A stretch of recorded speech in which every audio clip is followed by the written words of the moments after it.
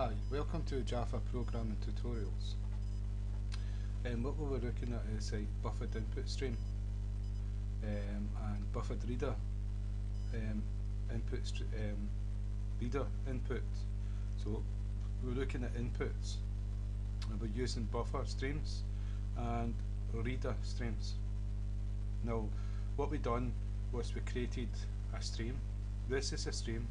System.in and System.out, what we've been using is a stream, and the stream is bytes, computer bytes, which represent like a code for a character, like a 1, 2, A, B, C, D, etc. There's also like control keys as well. Every key in your keyboard has got a different ASCII code. Now that's no good. If we print that a byte to screen, it doesn't make sense. The code, we don't understand the code, it doesn't make sense to us. If it was printed out hello world or hi there sort of thing in bytes, it would just be all like numbers, and we'd be going, oh, what is that? There's something wrong with our computer, we've got a virus or something. Right. And so it's not good for that. It has its uses. For us to be able to make use of like writing to screen or files and things like that, we would use the reader rather than a stream. Now, and the writer to write to a file. So what we've done is we created a reader. So it's like you can see the difference: buffered input stream and buffered reader stream. Now a stream and a reader are two different things. So there's an extra class inside the reader because we need to convert a stream to a reader, and this class in between is doing that. That's why we've got this extra class here. And so we've got this stream, we've passed system in, which is a stream, we've wrapped it around this class input stream reader, and it's converted it into a reader. Now we've passed it to the buffered reader and we're ready to use it as characters rather than bytes. And so you've got these two here, and we use these to print things out of the screen.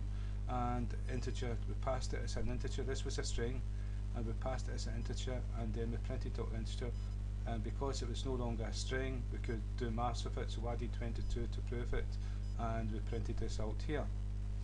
Right, what we're going to show now is we're going to show the System.out. Now we've been using it all along, we've used it here, System.out, and we passed an argument to it. Well, there's another one. That's System.out is a stream and it deals with bytes, but when it sends it out, the bytes out to the screens are created into characters so that we can see it. We don't realise it's bytes, we see the characters, we can read the information, we can see what's happening. But you also have a PrintWriter to write. Rather than reading something into the computer, we're going to put it out to screen, and we're going to print it by PrintWriter. Is a writer, it's like a reader, but it does the opposite. It's not a stream, so we're going to write it to screen.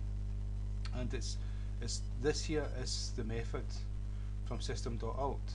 Now the reason why you can pass anything to this, you can pass a string, you can pass a float, you can pass a combination of strings, floats, integers, and it will always accept it and print it to screen, and you can concatenate with the plus sign all different strings. The reason why you can do that is it's not one method. They've all got the same name, but there's not millions of them, but we'll say millions. Just there's millions of these methods, each with different combination of arguments, so that if you pass a certain amount of arguments, there will always be a method there to accept that amount of arguments and print it to screen. And we take it for granted, we just do print, or we just do println, and everything's done for us.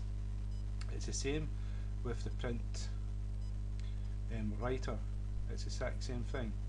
And to create a print writer, we make an object of it, and we know how to make objects. So a class always starts with a capital. So print writer, and then we're going to give it a name, PW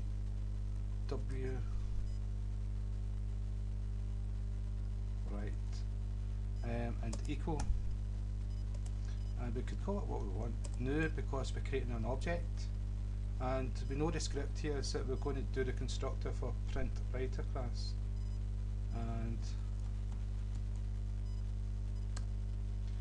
then it's just the brackets and semicolon. Oh, didn't spell that right.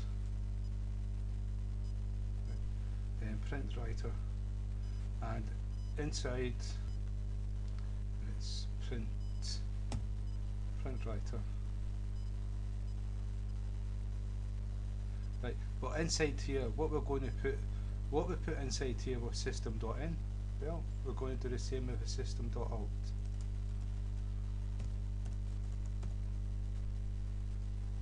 And you can see it's quite happy with that. Now we've created an object and we access it with this name here. And so we can take this away. Oh, no. Don't know why I've done that. Print ln and just right. So what we've got is System.out, and when we do dot, we'll see what I'm going to do is .out and dot, and you can see that we've got a whole range of different methods.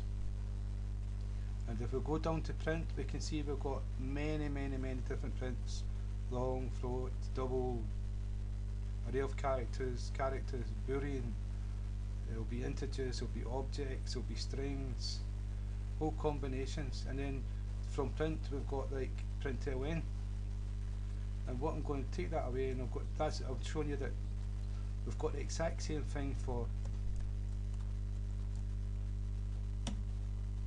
PrintWriter, exact same methods, maybe one or two more, one or two less, slightly different, I don't know, but you can see we've got the exact sameness of println, print, and you see all the different overloading print functions. So that means, what that means is we can light to screen. So all we need to do is println and brackets, and we can put anything in here at all. Just do a number, print it to screen. I don't think it'll work unless we put true at the end of this, but we'll see if it works. No, it hasn't worked. Right. Well, it hasn't worked because there's also another argument here, true, right, and that's so it goes to screen. I'm not too sure exactly why. But if I run the program, it should work. Now you've got all the twos, and I can put a string in there. Now it's going to print the string,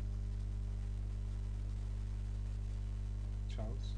So that's the exact same as print.out, system.out.println, but this is PrintWriter. It's not a stream, and so it's a writer and it deals with characters. I'm not too sure, but I think that the PrintWriter is meant to be better than the system.out.println. But remember, you're going to be writing to files, so you're going to use writers for files, and that's what we're going to do next. We're going to do like input and output of files and creating files. So again, thank you for your time.